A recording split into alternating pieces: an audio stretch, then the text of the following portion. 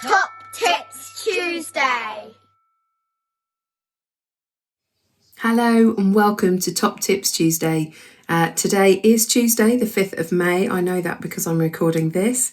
Welcome. My name's Libby, for those of you that don't know, and I'm currently sitting on my stairs with my bookcase behind me. Lots of people have been filming in front of bookcases, haven't they, to make them look very scholarly. Well, I'm required to sit on the stairs to do that, but actually it's more to do with the fact that it's a room without a telly in, and so I can get a bit of peace and quiet without the children around. Anyway, I mentioned that it's Tuesday the 5th of May. I know that because I'm recording this. But how are your days different from each other? That's my question for you this morning. Do you feel like your days are all merging into one? It might be that you are a key worker and your days haven't changed significantly. You still have the routine of going out to work, and thank you for serving us, for going out and doing what you need to do. It might be that your commute has got quicker, although it might be that your roles and responsibilities within work have changed slightly. It might be that you are now working from home and that's a new thing for you, and maybe it feels like your work and home life are spilling into one another. Perhaps you've been furloughed or you're out of work and you are at home, and what are we, going into week 7? You have done all the cleaning, tidying, sorting that you could possibly do, and now you're looking for new challenges and opportunities. And if you have children, add children into the mix of that.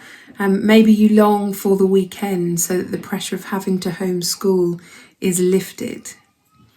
But in all of this, we still have 7 days in the week. And I wonder, how do your days look different to each other? Are you having a day off?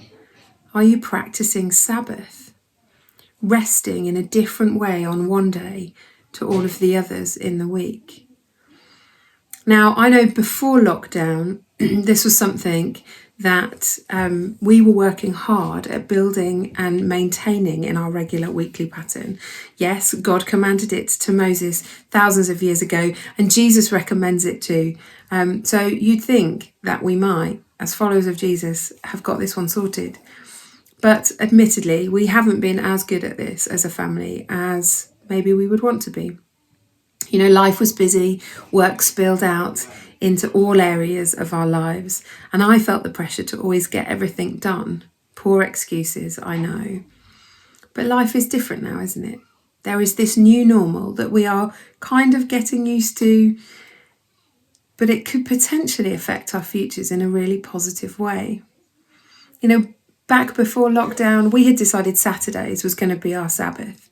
A day when we didn't work, Graham and I didn't work. We had fun, we did replenishing stuff with our family.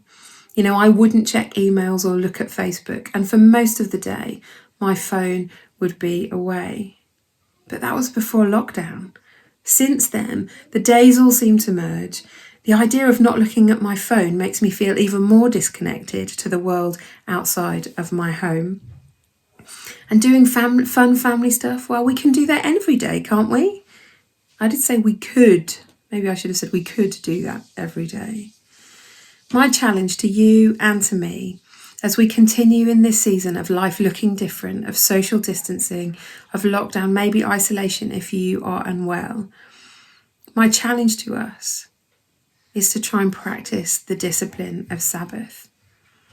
Particularly if your workplace has become your home, or your home has become your workplace, I should say.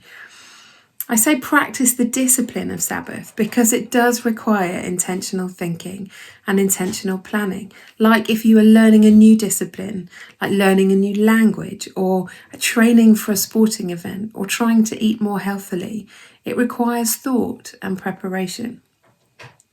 My top tip for all of us today is to get better at Sabbathing.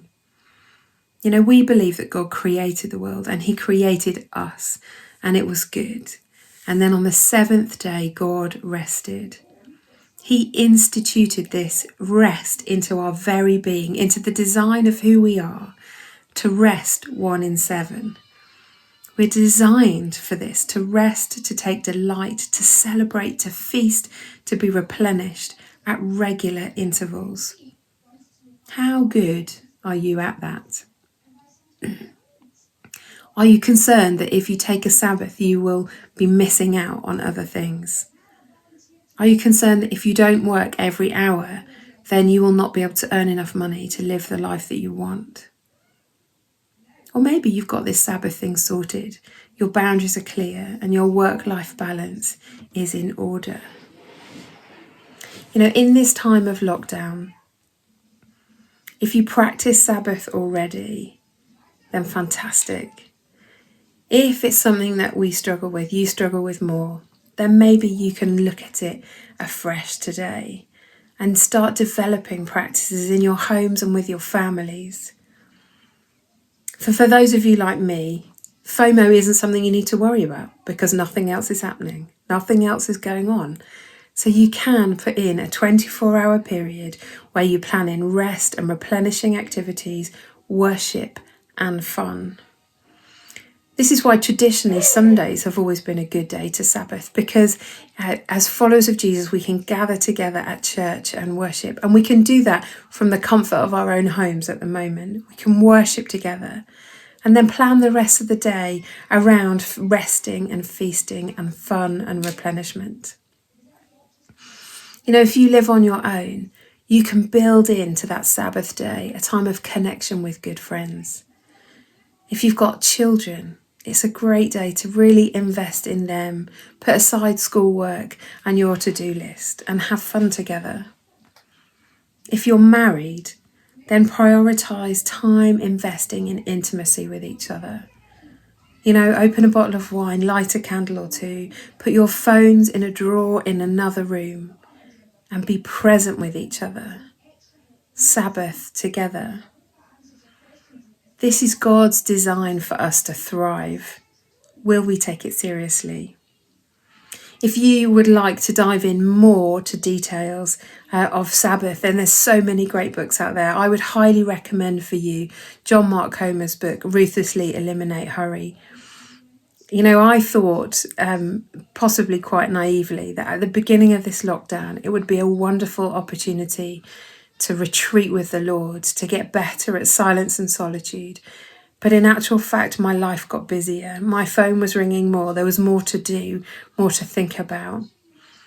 So I am feeling like God is saying to me personally, but I share that with you, that we need to realign again, remind ourselves afresh of the purposes of God. And in doing that, we need to continue to practice pausing, silence, solitude, Sabbath, slowing down.